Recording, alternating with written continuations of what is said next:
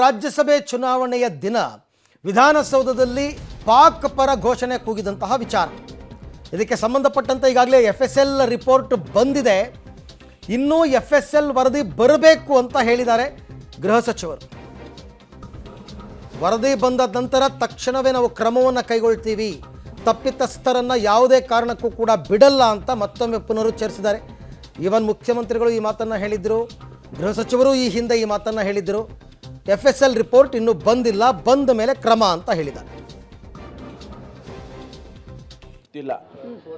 ವರದಿಯನ್ನು ನಿನ್ನೆ ಸೀಲ್ಡ್ ಆಗಿ ಕೊಟ್ಟಿದ್ದಾರೆ. ಅದನ್ನು ಮುಖ್ಯಮಂತ್ರಿಗಳು ಈಗಾಗಲೇ ಹೇಳಿದ್ದಾರೆ, ನಾನು ಕ್ಯಾಬಿನೆಟ್ ಮುಂದೆ ಅದನ್ನು ಮಂಡಿಸ್ತೇನೆ. ಕ್ಯಾಬಿನೆಟ್ ಏನು ಡಿಸಿಷನ್ ತಗೊಳ್ಳುತ್ತೆ ಆ ಪ್ರಕಾರ ಹೋಗೋಣ ಅಂತ ಹೇಳಿದ್ದಾರೆ. ಕ್ಯಾಬಿನೆಟ್ ಒಂದು ವೇಳೆ ಅದನ್ನು ಅಕ್ಸೆಪ್ಟ್ ಮಾಡಿ ಎರಡೂ ಸದನದ ಮುಂದೆ ಮಂಡನೆ ಮಾಡಬೇಕು ಅಂತ ಹೇಳುತ್ತಾ ಅಥವಾ ಸರ್ಕಾರ ಘೋಷಣೆ ಮಾಡಬೇಕು ಅಂತ ಹೇಳುತ್ತಾ ಏನು ತೀರ್ಮಾನ ಕ್ಯಾಬಿನೆಟ್ ತಗೊಳ್ಳುತ್ತೆ ಅದ್ರ ಮೇಲೆ ಮುಂದಕ್ಕೆ ಹೋಗೋಣ ಅಂತ ನಿನ್ನೆ ಮುಖ್ಯಮಂತ್ರಿಗಳು ಪ್ರತಿಕ್ರಿಯೆ ಮಾಡಿದ್ದಾರೆ.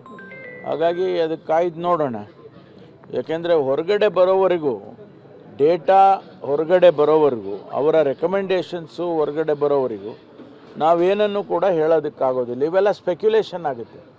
ನಾನು ಹೇಳ್ತೀನಿ ಇಂಥ ಜಾತಿ ಜಾಸ್ತಿ ಇದೆ, ಇನ್ನೊಬ್ರು ಹೇಳ್ತಾರೆ ಇನ್ನೊಂದು ಜಾತಿ ಜಾಸ್ತಿ ಇದೆ, ಆ ರೀತಿ ಹೇಳ್ಬೋದು. ಆದರೆ ಆ್ಯಕ್ಚುಯಲ್ ಡೇಟಾ ಅಥವಾ ರೆಕಮೆಂಡೇಷನ್ಸು ಬರೋದು ಅದನ್ನು ಓಪನ್ ಮಾಡಿ ಇನ್ನೂ ಗೊತ್ತಿಲ್ಲ. ವರದಿಯನ್ನು ನಿನ್ನೆ ಸೀಲ್ಡ್ ಆಗಿ ಕೊಟ್ಟಿದ್ದಾರೆ. ಅದನ್ನು ಮುಖ್ಯಮಂತ್ರಿಗಳು ಈಗಾಗಲೇ ಹೇಳಿದ್ದಾರೆ, ನಾನು ಕ್ಯಾಬಿನೆಟ್ ಮುಂದೆ ಅದನ್ನು ಮಂಡಿಸ್ತೇನೆ.